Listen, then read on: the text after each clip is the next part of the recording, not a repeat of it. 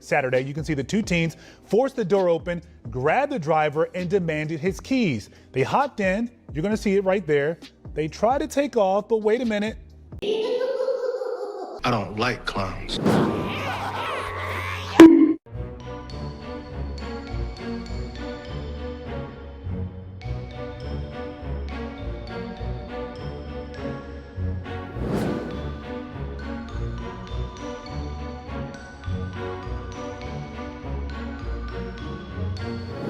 And we all know what happened.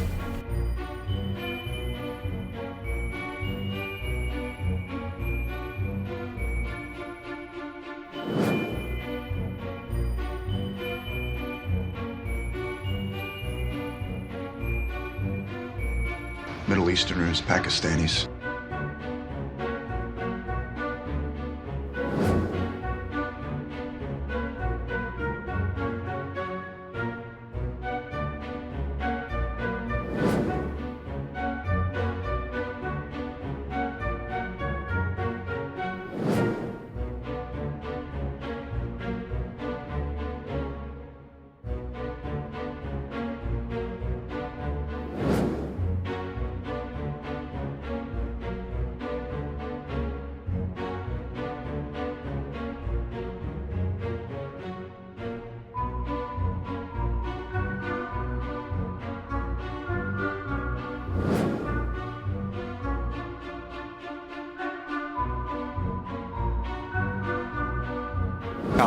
Play it.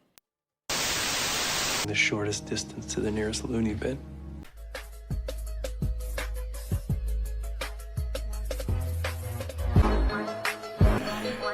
Hey y'all, what's that song called where it's like, I'm about to catch another case if this bitch don't get out of my face? I don't really like her anyway. My daddy, I was sitting on his face.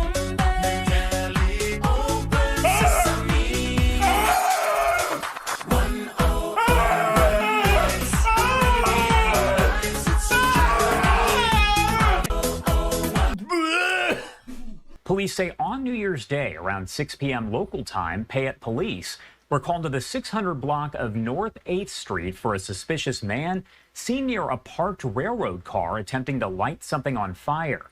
Officers got there and say they found fresh footprints in the snow and were able to track them to a train car where they found an undetonated improvised explosive device, or IED. Police say they followed the footprints in the snow to a camp trailer that was parked near a home fairly close by.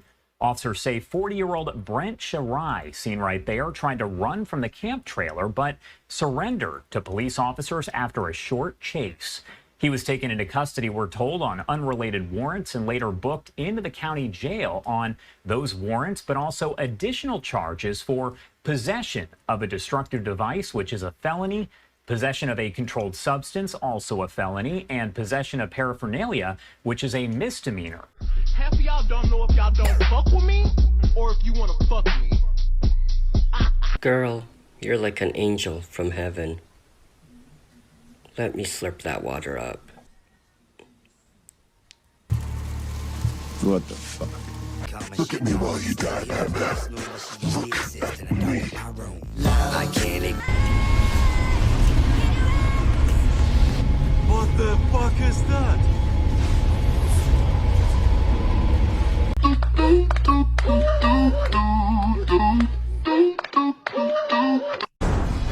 Developing right now, a man has been arrested accused of planning an attack right here in South Florida. He was reportedly targeting a pro-Israel group with offices in our area. Local 10's Leanne Morejon is live in Plantation with those details. Leanne. Yeah, the FBI says that it foiled a plot by this person to hurt people at a local office of the American Israel Public Affairs Committee. Let's show you who we're talking about. This is Forrest Kendall Pemberton. He was arrested after allegedly driving down to our area from Alachua County searching for that AIPAC office, and he had several firearms with him. This is one of the locations he was scouting, a former AIPAC office location off of Pine Island Road in Plantation. Now, this is an old address for the organization's local offices, but he thought that this was it and came to this area, even rented a hotel nearby. Here's what he told them according to those documents. Quote, I really don't know if I was going to end it with my life or not. I hadn't gotten that far yet. It entirely depended if I ended up getting caught or not. If caught, that was a way out. Later in those documents, it explains why investigators believe that Pemberton chose that AIPAC location because of, quote, its political influence and its relative location. Pemberton stated his motivation for taking this action was frustration with the, quote, status quo and, quote, seeing if I could make a change. Back to Arkham Asylum.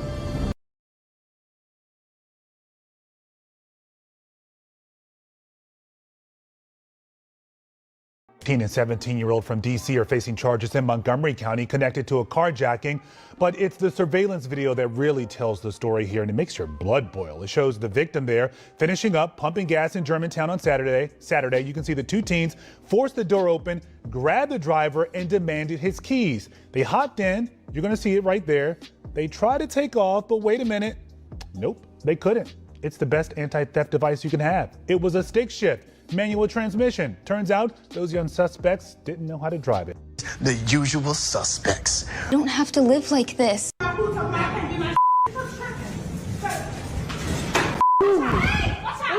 I'm not saying what I did was right, and I'm not saying what I did was wrong, but I feel like I wasn't wrong to a certain extent. She claims her Chipotle order from Uber Eats was missing chicken and condiments. She says she walked to the store and asked for a refund. Employees explained refunds are issued by Uber. She then asked them to remake her bowl instead, and they refused, claiming her ticket did not say double meat. She claims they took her original order and refused to give it back. That's when she went behind the counter to make her own burrito bowls. She claims she was assaulted first by the male employees. I was mad, upset, but to me, I'm a man. I can't hit a female. So I walked away. I understand you cannot go behind the counter, but once my food was taken, it was like you're taking my property. I do apologize. I feel very bad that it had to end that way and that he got assaulted. But again, it was only men that came and assaulted me. The woman tells me she did not get a refund from Uber Eats, but she did walk away with one of those Chipotle bowls that she made. It's unclear at this time if she will be facing any charges. Oh my God, Luther, that smells amazing. We've got breaking details right now on a story about two dogs thrown from the Dog River Bridge. Tonight, an 18-year-old and a 71-year-old face animal cruelty charges. Natalie Williamson working on this story tonight. Those two were taken into custody, you say, in just the last few hours. Yeah, that's right, Lenny and Cameron. Robert Bryant with the City of Mobile Animal Services says they didn't have much information on the suspect after the dogs were thrown off the bridge on Saturday. But with the help of Mobile police and the community, they were able to track down the two suspects, DeVoris Gallery and Mary Rivers, in just a few days. She wouldn't have good dog. That's 18-year-old Tavorius Gallery, one of two people accused of throwing these two miniature pinchers off the Dog River Bridge Saturday. Police also arresting 71-year-old Mary Rivers, who was also let out of the Mobile 1st Precinct Wednesday night. It's a story that captured the attention of many within the community. Two little dogs thrown off Dog River Bridge on December 28th. Photos of this black SUV making its way around social media, getting thousands of shares, all to help identify the people responsible for this act of animal cruelty. The 911 call came in around 3:30 p.m. Saturday after DJ Perryman says he heard a loud splash while he was at the River Shack, followed by gasps of people. We first thought it was a person jumping, and then we looked out and saw the two heads swimming and realized it wasn't a person but an animal. Police say these two dogs were thrown off this bridge, which stands 73 feet above water. Lieutenant Tina Zanko with MPD says she, along with Corporal Paul Lee with MPD and Lieutenant Bailey McDonough with Daphne Search and Rescue, were able to get the dogs quickly, bringing them to shore, wrapping them in towels, and giving them lots of love and care. Animal Services say the dogs are in good spirits and health and being cared for by a foster family. Take them to the prison hold!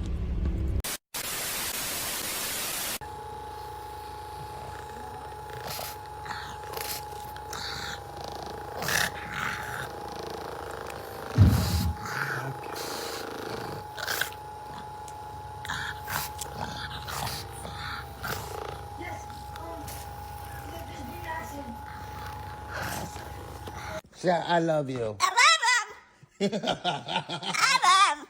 Say I love you. I love you. Minnie, say I love you. Say I love you.